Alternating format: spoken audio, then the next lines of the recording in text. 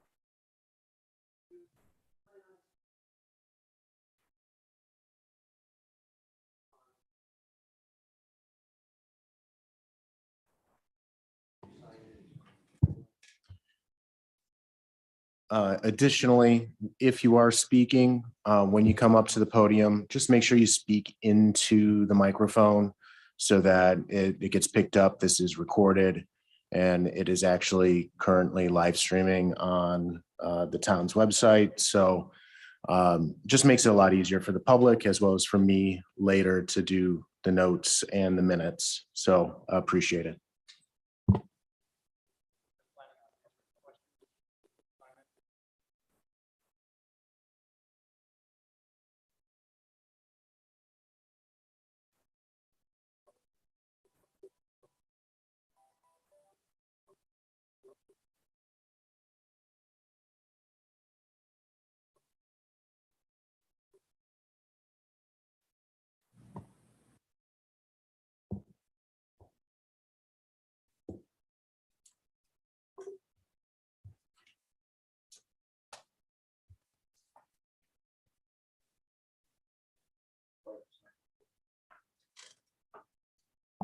I'll bring the meeting to order. The first thing is approval of the minutes of April 12th. Yep. Okay. I move that we approve minutes as submitted. Any So- discussion? All in favor, raise your right hand, please.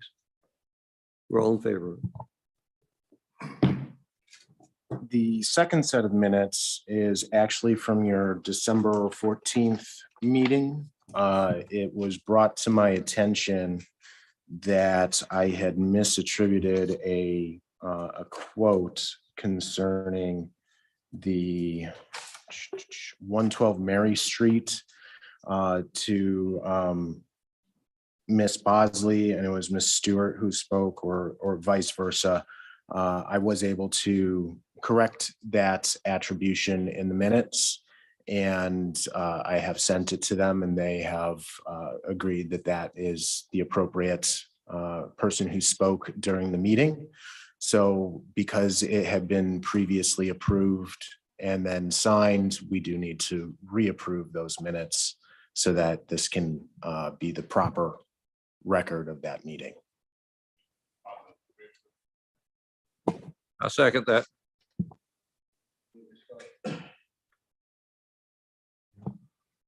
I was wondering why that was accompanied it. Okay. All in favor, say aye. Aye. Approved. New business.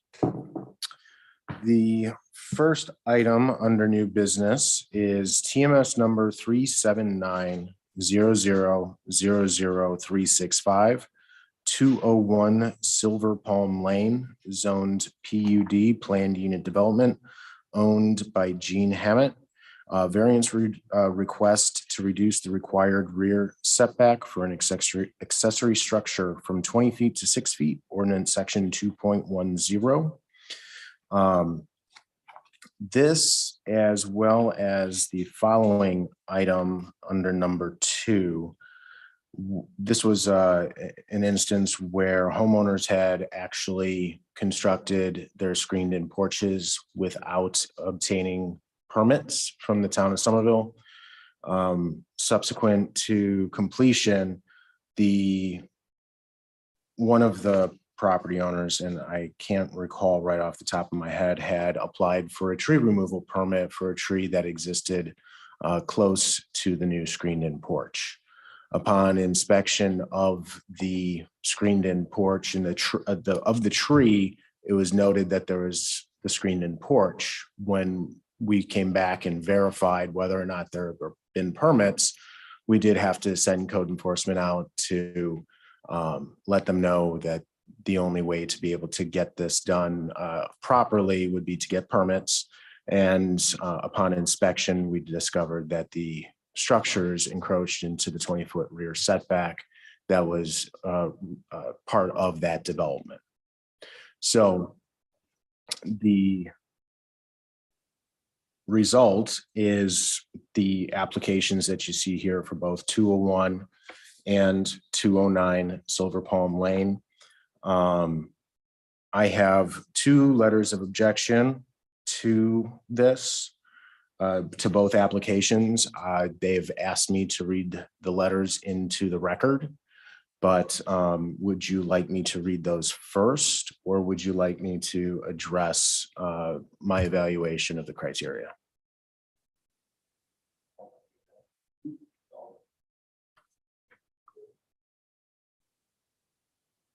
Which one?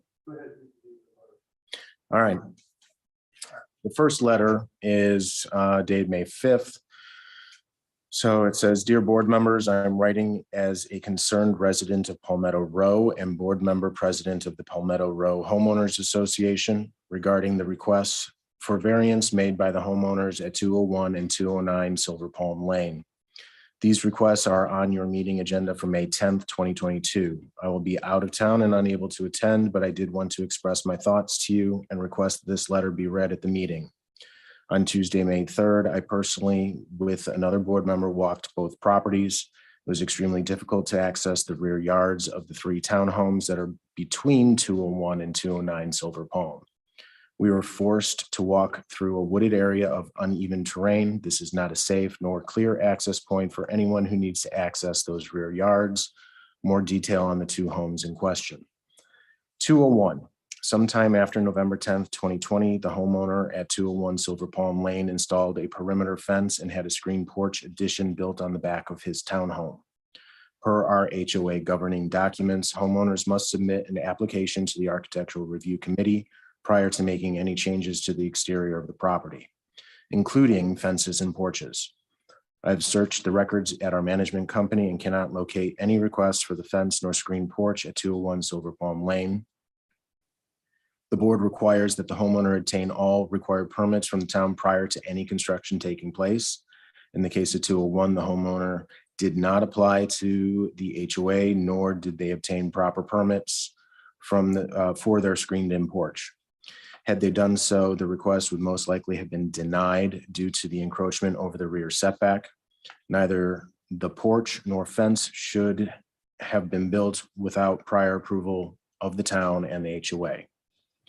209, the homeowner at 209 Silver Palm Lane did apply to the Architectural Review Committee for both the porch and fence and was instructed to obtain all required permits prior to the building. This was not done. A building permit application was not submitted to the town. It also likely would have been denied due to the encroachment over the rear setback. The fence was approved with the condition that the homeowner ensure safe and clear passage in the form of a 5.5 foot to 6 foot access area to the neighboring backyards. This condition was not met. The homeowner months later applied for tree removal and was instructed by the board to obtain all required permits and permission from the town. It's my understanding that the tree removal request brought the rear setback encroachment and lack of building permit for the screen porch to the attention of the town. Both of these homeowners additions have caused hardships for the 3 homeowners whose townhomes lie between 201 and 209, which are the end units, because 201 and 209 have encroached beyond the rear setbacks. They have blocked access to the interior units for not only landscaping and pest control services, but also for emergency workers. There is no clear and safe passage to the interior homes. This is unfair for another reason. All homeowners pay monthly dues that include exterior maintenance, landscaping, and pest control. Because 201 and 209 have effectively blocked access to the interior homes, those interior homeowners are paying for services that cannot be provided due to the lack of safe and clear passage to the rear of their homes. For these homeowners to now seek a variance for the rear setback is not acceptable. These homeowners, at the very least, need to alter the unapproved additions they made to ensure clear and safe passage to their neighbors' rear yards. Thank you for your time and thoughtful consideration. Best regards, Diane Menhennet. I apologize for the last name. And then the other letter is as follows. Please, I am writing on behalf of the residents at 203, myself, 205 and 207 Silver Palm Lane in Palmetto Row subdivision. We are the 3 townhome units in the middle of 201 and 209 Silver Palm Lane, which are on the BZA agenda to reduce the required rear setback for an accessory structure from 20 feet to 6 feet. The screened-in porches of 201 and 209 along with the fences that surround them, have caused a major inconvenience for us. Our building backs up to the woods, and with these structures so close to the edge of their property, we have to walk through the woods in order to access our own backyards. In order to get things to our back patios, including furniture, grills, hoses, plants, etc., we now have to bring them through our front door, through our family rooms and kitchens, and then out the back door. In addition, the landscapers that we all pay through our monthly HOA are not servicing the back side of the building because they don't want to bring their equipment through the woods each week. We are getting half of the service that we are paying for. I also feel that this situation is a fire hazard, as it is very difficult to walk around the structures and fences to the back side of the building. I don't feel that the middle units should be inconvenienced from two structures that were not permitted by the town of Summerville nor approved by the HOA before being built. I don't want to ruffle any feathers or cause bad blood between us and the owners of the two end units, but I feel it necessary to voice the concerns of myself and the residents of 205 and 207 before the BZA. Thank you for your time. Beth, Missouri, 203 Silver Palm Lane.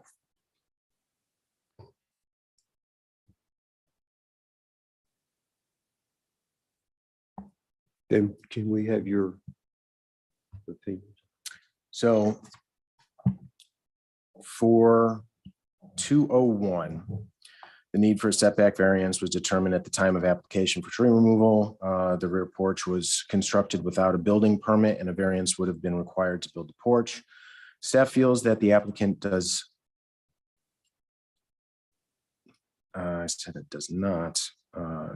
not meet all four criteria and that a hardship is not present. Extraordinary conditions do exist on the property. The townhouse is set back from the front property line more than the minimum 20 feet, resulting in the rear wall being approximately 6 feet from the rear property line. If the screened-in porch were constructed to meet the setback, it would not be a functionally usable space. Other property in the area do have similar lot shapes and sizes. Utilization of the property is not eliminated due to the setbacks, but it is severely limited for the intended use and detriment. And initially, this was my original detriment will not be caused to other properties by the issuance of this variance on this property. Obviously, that was written before receiving the letter from the concerned resident.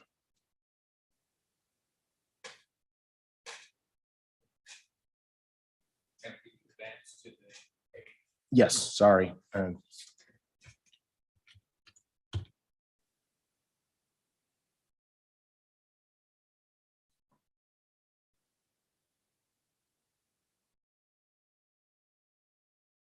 Do you want, so 201 is the left side and there you can see, or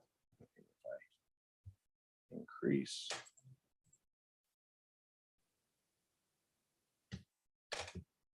The actual screened-in porch is in the back here.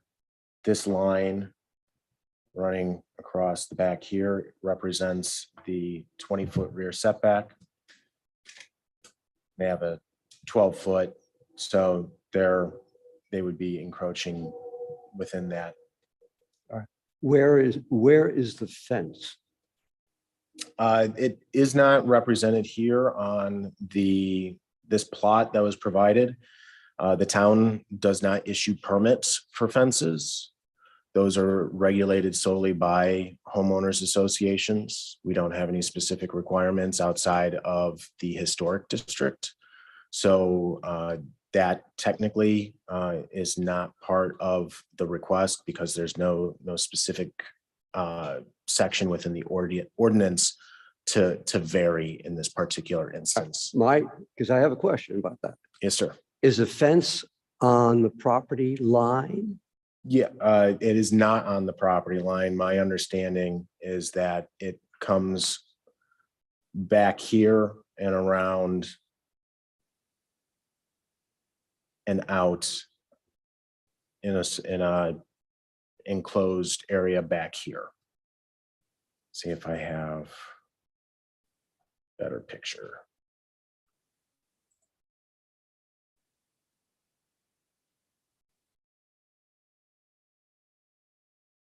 All right, the question I have is that fence on the property line or is a property line in the woods? By the plot, I would just looking at it, if this is 12 feet, it looks like from the pictures, there's a couple more feet. So it is probably ends about here. So there's probably a couple more feet on the private property that is not fully enclosed by the fence. But that property line does go out into that wooded area behind.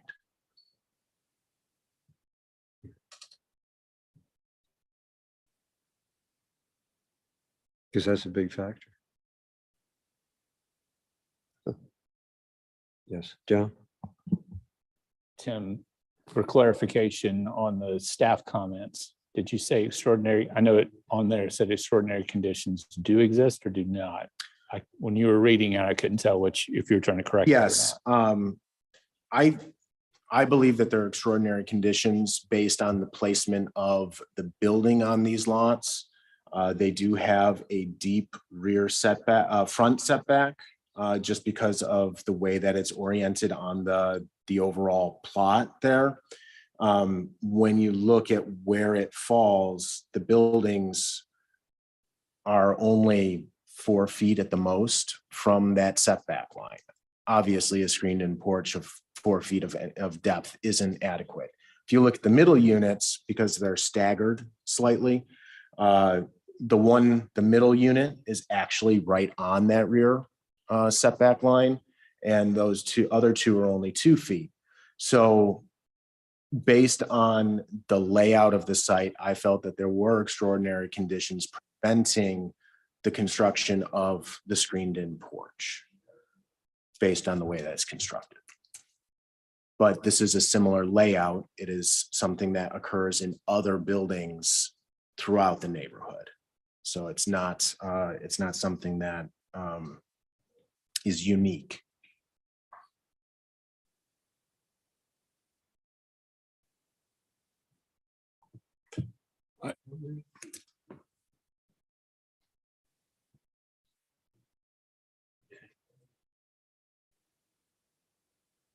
Hello.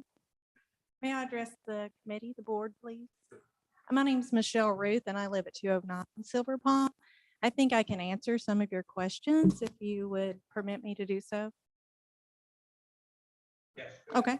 As far as fence goes, it does not go to my property line. I was told by the HOA to allow 5 feet for anyone to go in behind my property to get to the inner homes of our section. And I'd like to read from a statement from the HOA that was in our most recent newsletter in regards to the owners of the 3 inner units accessing their property by coming on to my property or Mr. Hammett's property. There is an easement, but that does not give them the right to trespass without prior permission from the homeowner. This is sorry, I'm a little nervous my first time addressing something like this, but it says, sorry, I'm on my phone and it's small. If you live in an interior unit, and this was written in regards to trash cans, but it still pertains. If you live in an inner unit and store your trash can in the backyard, please make sure to get your neighbor's permission before crossing their property to roll your cans to the street for collection. Most of our homes are not adjacent to a common area. When you roll your cans across the back side of your building, you are trespassing on your neighbor's private property. There's some confusion as to what easement is. The simplest easement definition is that an easement gives a person or entity the right to access real property that's owned by someone else for a limited and specific purpose. Easements are not common areas. Hence, residents do not have the right to enter on an easement on someone else's property. Article 11 in the covenants and restrictions speak to the easements on our properties. And our screened-in porches were built on an existing patio. So for them to insinuate that they're inhibiting them from accessing their own property is them pretty much saying that they think it's their right to come up onto my porch, my concrete patio, to get to their homes, which they couldn't anyway, because before I even moved there, the developer had built a fence in between each home, in between the patio and the neighbor's patio. So I hope that answers your question as far as the complaint. I don't think it has any valid argument whatsoever. The whole thing leaves me entirely confused. An easement does give people the right to do something. What precisely does this easement? According to our covenants, it gives them limited, like if they wanted to have work done on their property and they needed a contractor to come back there to work on something, they have the right to have a contractor come back there. But they don't have the right just to willy-nilly come onto my property at any whim. Is my understanding of what the HOA is saying in the newsletter. No, I mean, typically an easement specifies what is allowed in that easement. Typically easements aren't allowed There willy-nilly. would be any issue, so I didn't bring our covenants, but as explained by the HOA, it is our covenant that they have to get permission to enter onto the adjacent property. So if I understand what you just read from the newsletter, the HOA is saying, well, wait a minute, the HOA is not saying that what you said about the property line in the back was that the original design was to allow for access from the rear to each of the interior properties. And there is access. I have not impeded anyone's access. I was told 5 feet, and there is room between my fence and my property line that is not obstructed in any way. And if you look at the property, the developer did not manicure that property at all. It's very rugged terrain, and that's not on me or Mr. Hammett. That's just the way it was finished. It was not, like it says, it's not common ground. It's not common area. And it's very, like I said, it is wooded, it is rugged, and it is not maintained by the property development. So what we're hearing is I'm sorry, are you? I think some way it conflicts to the normal definition of an easement. As an example, behind my house, there's a pond. And through the middle of that pond, because my property goes out to the middle of the pond, the town, the county has an easement to allow drainage from Knightsville to go through the backyard. Okay. That does not, I don't relinquish any part of my property, but that's what the cause of the easement is. So the property, the water can freely flow. And so normally, like you said, the easement given, so should be defined what it is. And what you said is allows people access to their backyard through on the easement, so they can walk back there. Okay. If I may, a little bit, I'm the owner of 201 Gene Hammett. I believe there's actually no easement back there. It goes private property to the line under the HOA requirements we both installed. And I'm confused over why they don't have record. But on September 28, 2020, before my construction was completed, I gained approval from the HOA to install the fence and the patio. I'm sorry, the fence and the porch. And that requirement was to have it set back 5 feet from the property line, so access around the unit can be gained primarily by landscapers for the cure of the center units. And I think we both complied by that. Well, that's not the issue, really. We're trying to figure out Right. where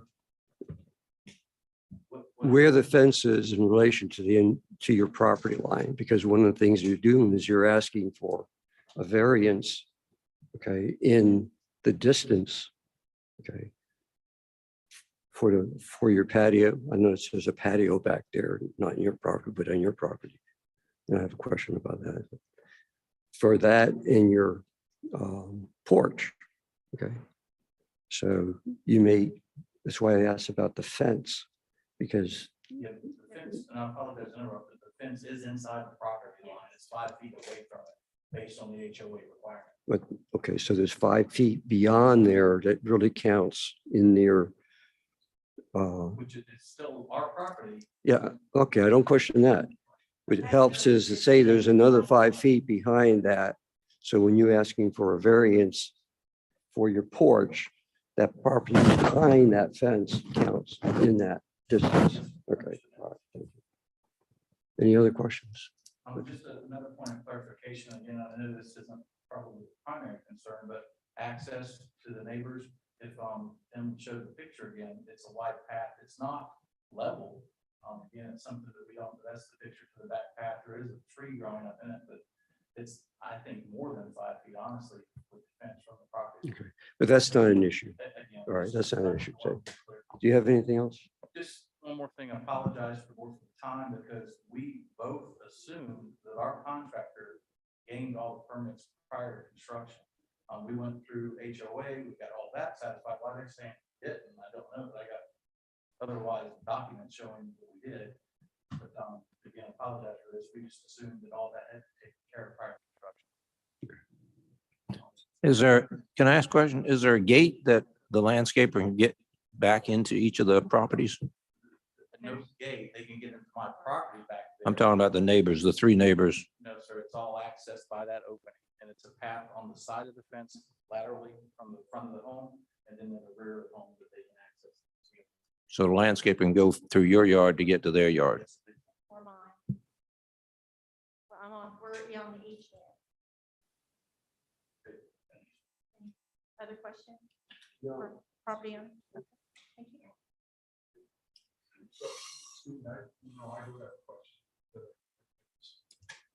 Excuse me, I do have a question. I'm still not understanding exactly what's going on here, because we heard 2 letters, perhaps our other speakers can explain it, but saying that so-and-so does no longer have access to the middle of the property, and I'm not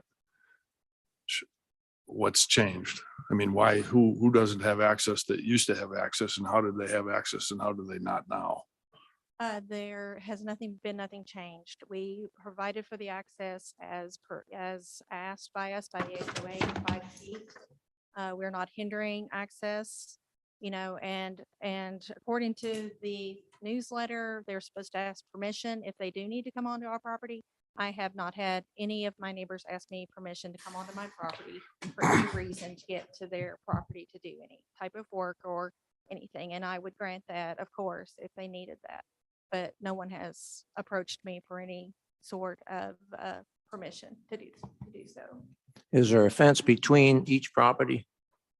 No, there's like a partition. Wait a minute, here, I got a head shake, yes. A vinyl fence partition between each property. So there is a fence between each property. Just like, it's very, it's not the full width. It doesn't go like all the way back. Doesn't It's come from just this like fence all to the as house. wide as the patio. So the landscaper again can get around it. Yes. Okay. And our porches were built on the existing concrete Right. board patio. They have not gone past that size. So they're not impeding in any way.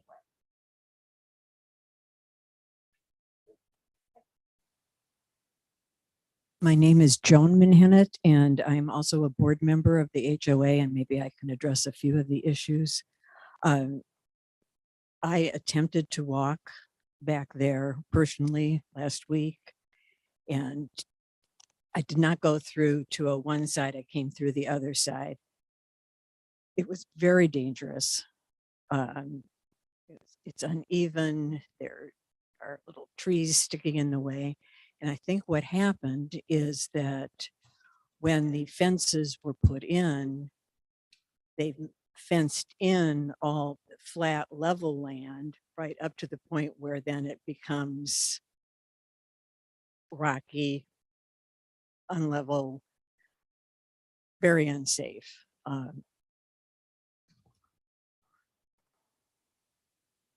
My concern, we're not trying to be jerk HOA people. Their porches are nice, their fences are nice, but I have genuine, sincere concerns about the safety of the people that live in the 3 center units. If there was some kind of safety emergency at night and those people needed to get out through the back, they'd break their necks. My personal request would be that if you grant their easements, that it include a little bit of more expense and effort on the end unit's part to create a really safe, secure, stable path across the back of their units so that there would be a safe area for their neighbors. Thank you. Question, do you know who owns the property that goes beyond that, their property line? Like who owns, where all these trees are positioned? Who owns It that property? might belong to the church behind us, Yeah. but I'm not sure. Any other? Thank you. I had one. Excuse me, just a minute. I just had a quick question.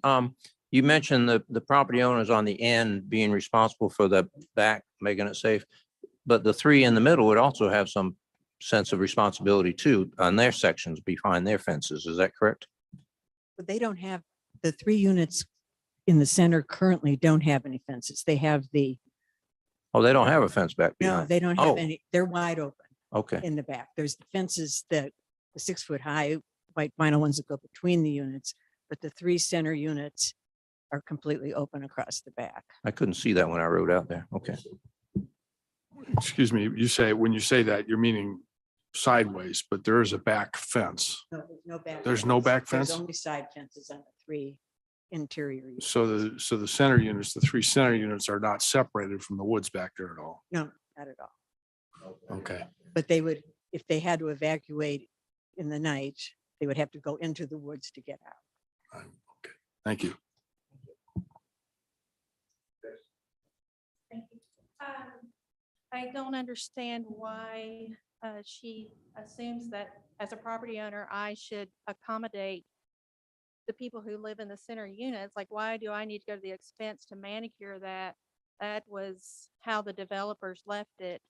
The development of my fence, we did not touch that property. That's as it was when I purchased it and put the fence, like I was told, 5 feet in. And that's what I did. And I've never been told by the HOA that I'm supposed to keep, I don't know, an escape route for the inner residents. I think that's absurd. Just to clarify, you were told 5 feet by the HOA, but you never contacted the town as far as the allowable easement. Is that correct? Or the permissible property?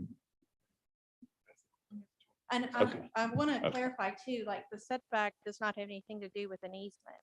Right. So there seems to be confusion there. So this, the issue at hand here has nothing to do with this 5 feet access for my neighbors. So I think those are 2 separate issues, and I don't know who is best to address those issues, the HOA, the builder of the area. I'm not sure, but Thank I you. think these are 2 separate issues. I agree with you. And the only reason why I asked is find a distance between the porch and the lot line. Because there's the distance that we're talking about, that you're not allowing enough. That's the question. It's not a question of access. All it is where's the property line in relation to that fence? So we have a better idea of how far back that porch is and where, how far, what remains unused, that, the distance of the porch to the lot line. That's the importance. Okay, thank you. I think there's probably about 2 feet. They might want to fence and then 5 feet. Thank you. If your fence back there wasn't there, this wouldn't be an issue. Is that correct? I have approval from the HOA to build the fence, and I have the 5 feet distance that they told me to, correct? And I do not get asked for permission for anyone to investigate or for any reason. Thank you. Tim, you're right. Is, Sorry. the question I have is,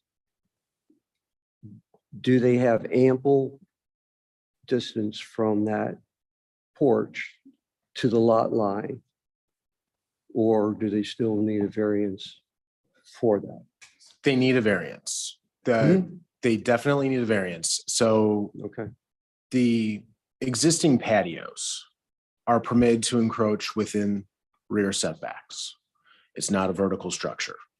Once they built a vertical structure up off of that patio, that screened in porch, that is where the variance became necessary. So that's the issue at hand, is the screened in porches were constructed within the required 20-foot setback. Based on the plot that has been provided and, the math that I did, in this particular, on 201, the building is 22.5 feet from the closest bump out at the edge to the rear property line. So if that screen-in porch is 12 feet, that means it's 10 feet from the rear property line, essentially, if you do basic math that way. So they would actually be reducing the rear setback from 20 feet to 10 feet if you set it right at that line of the wall. They requested it to go down to 6 feet in their application. That gives them some leeway if the plot is wrong, which generally they're not, but sometimes they can be off. On the other side, on 209, if we look at theirs, same thing, 22.5 feet. If they have a 10-foot or 12-foot, that is why there is the discrepancy between the requested variances. So the other end unit, they had a 10-foot, so they have 12.5 feet left. So we set that right at the line. So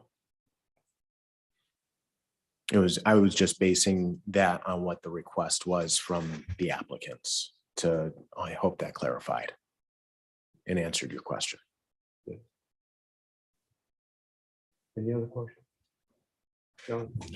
Tim, did we hear anything? The two letters were from, no, one of the two letters was from the interior landowner, right? Yes.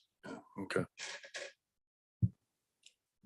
How can that interior landowner that wrote the letter get, like they were saying, get stuff to their backyard? It really isn't possible, is it, except for that little strip to walk down?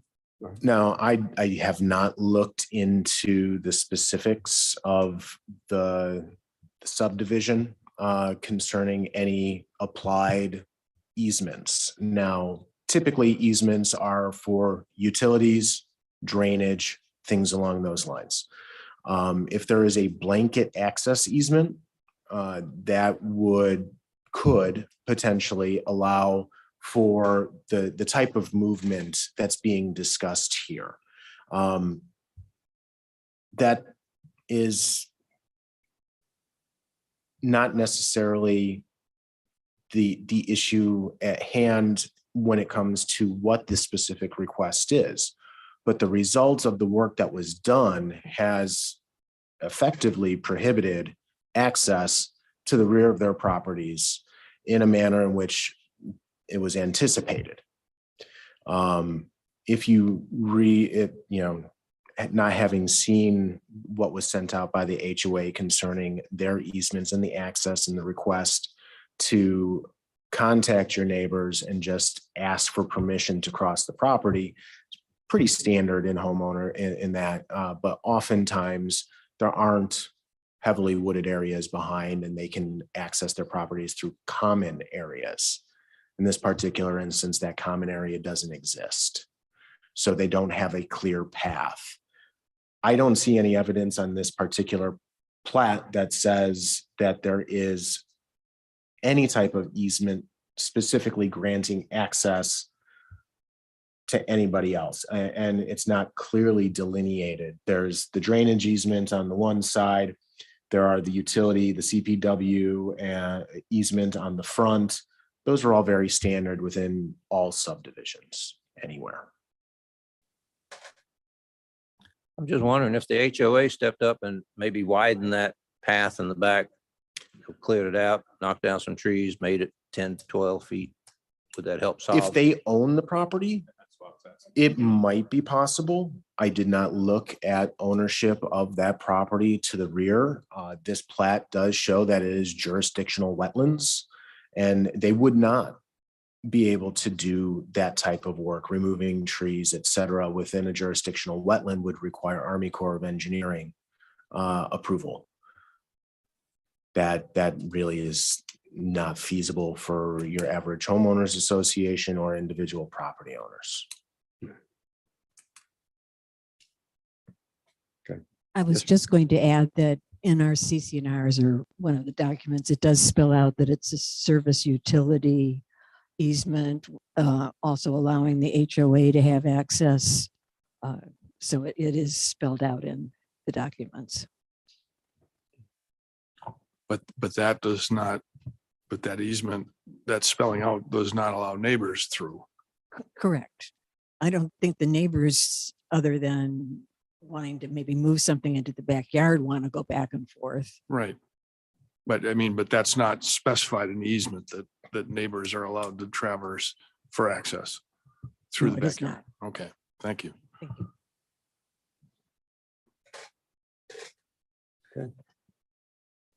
Any other questions? Tim, just so I'm clear, if for some reason we do not approve this, does that mean those two porches have to come down?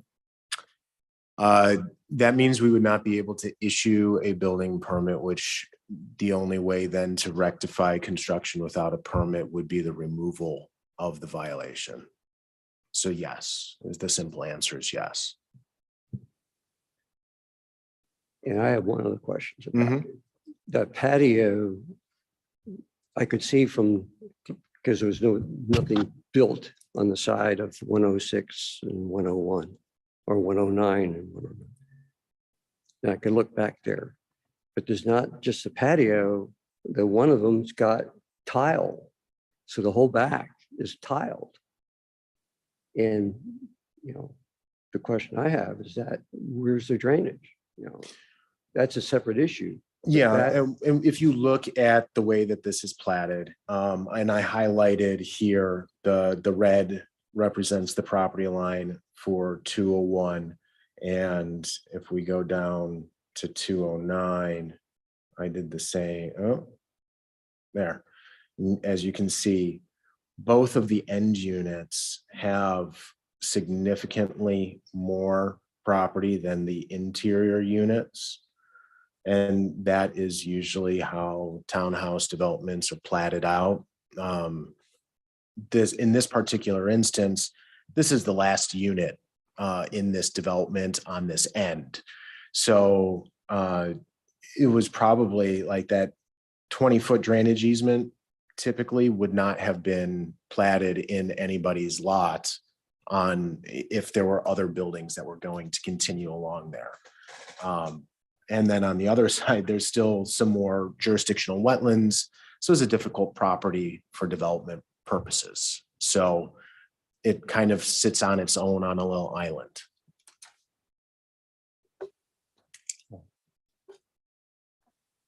I have a picture of mine if you would like to see it. Sure.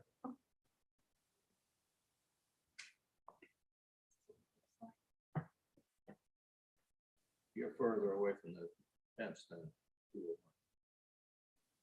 Can you, Tim, can you put the picture up there from the back of 201?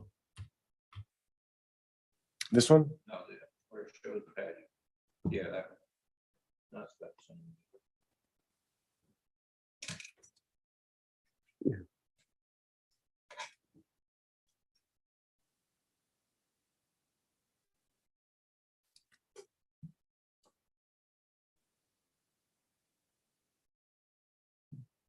That's where I saw the tile or whatever it is. So that's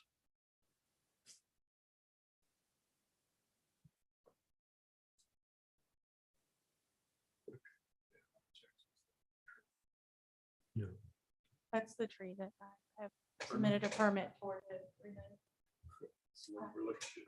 Yes. But north, but not because of the porch, but because it has big branch like that's dangerously hanging over my bed. I died by a branch on me, a storm or hurricane.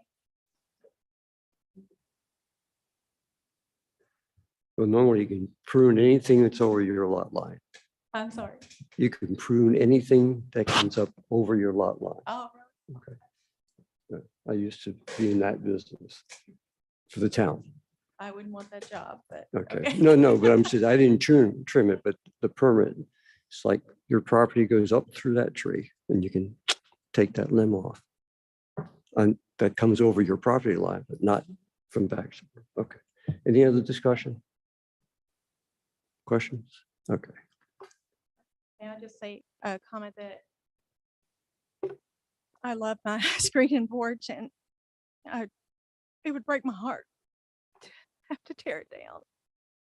Thank you. All right. All right. Do I have a motion, please? And we don't want her to have to do that. I just wonder if there isn't some other resolution that could be arrived between the homeowners association and the property owners, and we're not involved in it. Because I agree to ask somebody to tear down a structure that's already there. Well, what I can say is this, is the board needs to remember that this is strictly concerning the structure. The town doesn't issue permits for fences. And if it does come down to it, the homeowners association does have the right to regulate those things beyond which the town does.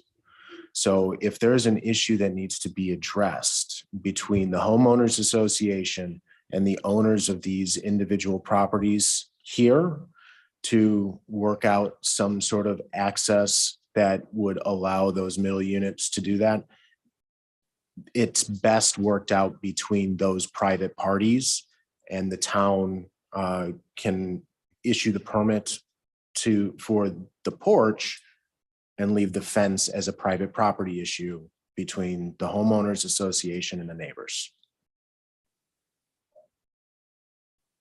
When we're talking about the porch now, they added that roof onto the house. That's what we're talking about. Yes. Thank you. Would it be appropriate to see if we could table this until next month and see if they get it all worked out? I think the issue is the fact that they would need a permit from the town Right. regardless. Right. And that's what we're talking about. Right. Okay. Yeah, and I don't see how it's on us to address access issues that, whether it's convenient for other people beyond the legal issues involved. So we're really here talking about the porch. Right. Talking. I don't know if you have one at 09. Do you have a porch also? Yeah, That's that's the the same. Yes, picture that was same on. issue. Yes. So I think we've got all the facts now. We need to think about whether the 4 criteria are met. All right, so you need a motion? Yes. I move that we approve the request on both of these. Is that we're going to use them both at the same time? 201 and 209, or separately? I would do them separately. All right, I'd move that we approve the 201 request, reducing it from 20 feet to 6 feet. I'll second that. Any other discussion? All in favor of the motion? Wait a minute, we need to look at those 4 criteria. Okay. all Yep. right, Go ahead. Can you put those back up, Tim, please?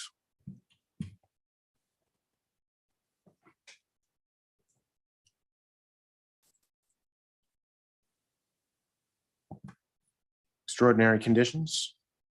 Yeah, slide it up just a hair, please.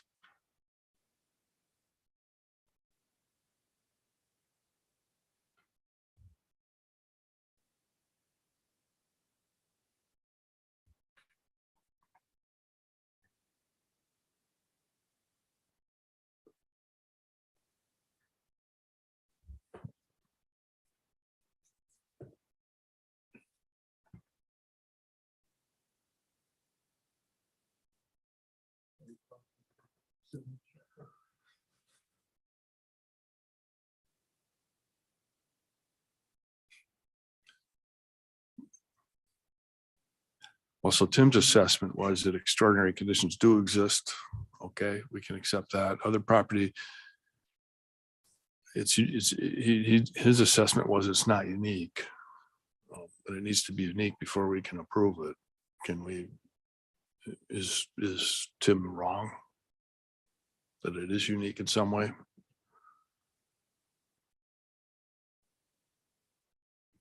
Well, did he not say that it was not the same as 209? That the property is different between 201 and 209? Setbacks are different, but essentially the same issue. Yeah, where the ends of the buildings fall in relation to the property line, just with the angle of the building on the lots. That's the difference between 201 and 209. I mean, I think they are unique in that they're the two end pieces of property, so that you've got to make this determination to, because it is, I know we're not here to decide access, but whenever we get down to detriment to other properties, I think that becomes an issue. So I do feel that they are unique in that regard.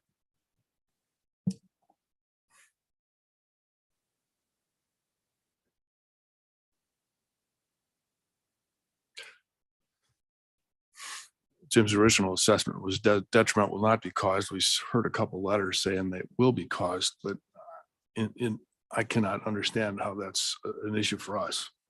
You know, that people want it I makes agree. access inconvenient. How is that our problem to Well, solve? access is not our issue. Right. Exactly. How is that our problem to solve? The Yeah, only I- thing that we're here for is the porch. Yeah. And you know, the detriment could be visual. It could be, Yeah, I didn't see the detriment being could be. caused by the porch. right. And I don't know why the landscaper can't get back there. It looks like there's enough room for the landscaper to get back there. It's tight. I'll agree with that. But that's a setback issue. It's not- It needs to be cleaned up. That's a separate issue. That's not. Yeah. All in favor of granting the variance? Raise your right hand. Opposed?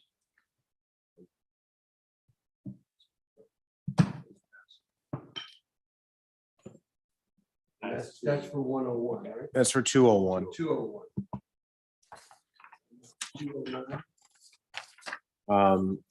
What I'm going to do is I'm going to read the title into the record, and then you guys can We've discussed. choose to it. have any more discussion if you want, or you can move right to a motion. So the second item under new business is TMS number 379-00-00361, 209 Silver Palm Lane, zoned PUD, planned unit development, owned by Michelle Ruth. Variance request to reduce the required rear setback for an accessory structure from 20 feet to 12 and a half feet, ordinance section 2.10.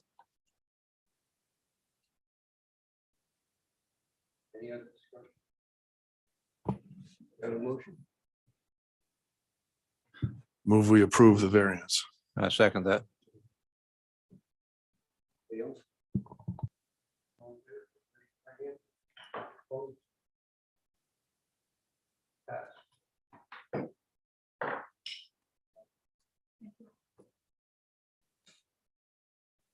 Next. Give me 1 second to get my paperwork in place. The third item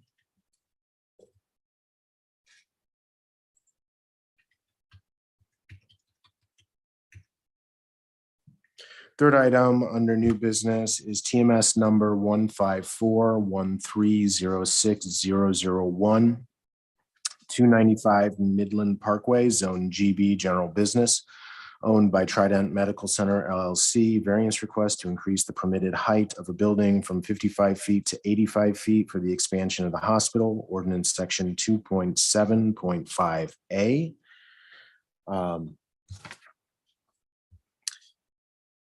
The need for the height variance was determined prior to the time for application for building permit. The hospital is currently on the agenda for the design review board for their patient tower expansion at 295 Midland Parkway. This has been anticipated for a while. The original tower was constructed in such manner that it could be added on vertically. The hospital needs the space, and obviously, as I said, this was taken into account. They've expanded their parking over the last couple of years. We had the ER remodeled, and the administrative buildings all have come through the DRB for review and approval. With this, staff feels that the applicant does meet all 4 criteria and that a hardship is present. Extraordinary conditions do exist on the property. The hospital sits on a property that is already heavily developed, and there is no further space to expand horizontally. The last building expansion was planned with the intent that the hospital would eventually build an addition vertically. The other property in the area is not similar to the hospital. They're, very unique properties in and of themselves. C, utilization of the property would be greatly impacted, and the lack of additional space would negatively impact the hospital's ability to operate and provide necessary public health services. And D, detriment will not be caused to other properties by the issuance of this variance on this property, but by not approving the variance, it could possibly negatively impact the entire community regarding healthcare services. So, this is their assessment of it, and here is the overall site.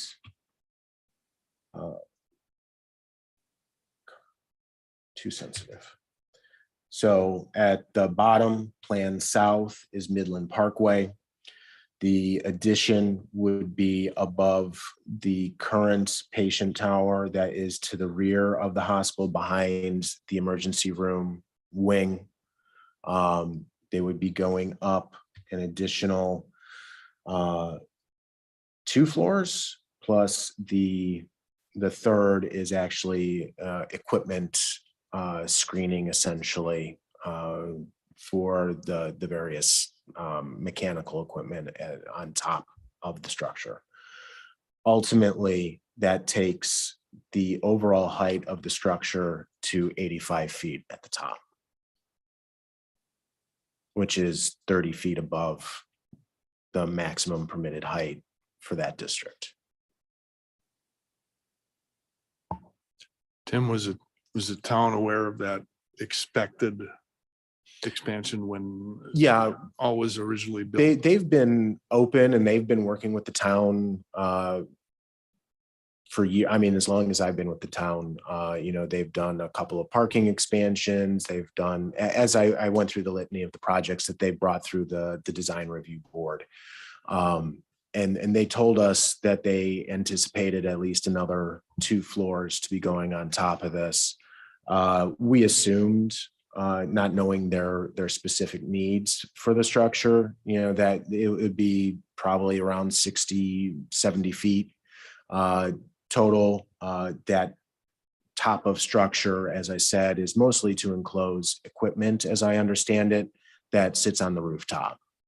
So that takes the overall height, as I said, up to 85 feet for necessary reasons.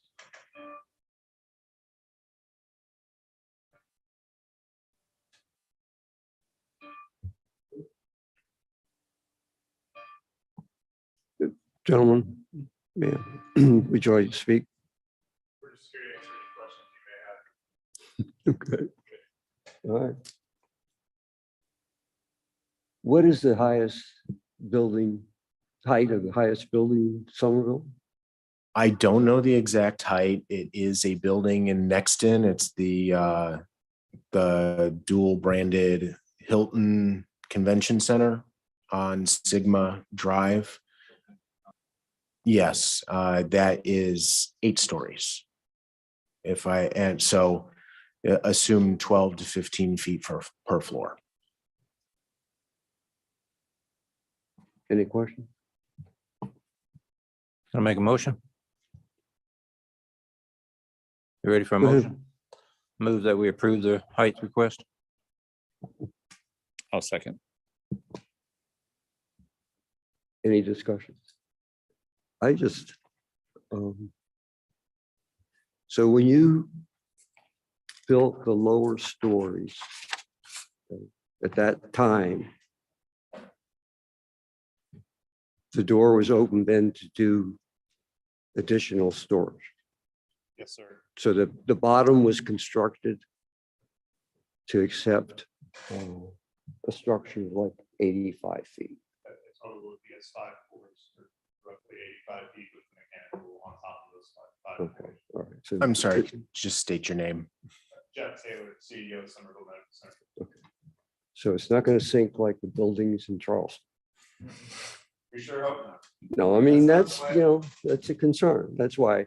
Yeah, So when it's- you initially, I know you weren't there at the time, but when they proposed the construction there, back in your mind, you said, we're going to have to go up higher as patient load moves up. Now. That's correct. And this tower opened in 2019, and it was built again to withstand the 5 stories. The original hospital that's nearing 30 years old was not built to go higher vertically. So we've gone about as horizontal as we can go, and the plan was to go vertical on top of this new space, and that's what's proposed here. Is that the maximum height for this new? I mean, you're not going to be coming back 2 years asking for Now, this is another the variance. maximum Okay, structural height, that's what I maximum thought. plan height for us. Okay. I'll observe that I looked around. I mean, on the frontage, you've got Midland Parkway. It's all doctor's offices and commercial spaces kind of anywhere near the front of it. Around the sides, there's subdivision, but mostly they're separated visually from this by lots of trees and such. So I can't see it impacting anyone else except for traffic, perhaps, but Midland Parkway seems to be able to handle that. It's not a lot of zipping back and forth for a hospital. Any other discussion? Questions? All right. All in favor, raise your right hand. All right. Thank you very much. Thank you. Appreciate your time. Thank you. Thank you. Absolutely. Anything else? No, sir. Move that we adjourn. Second. All in favor, say aye. Aye.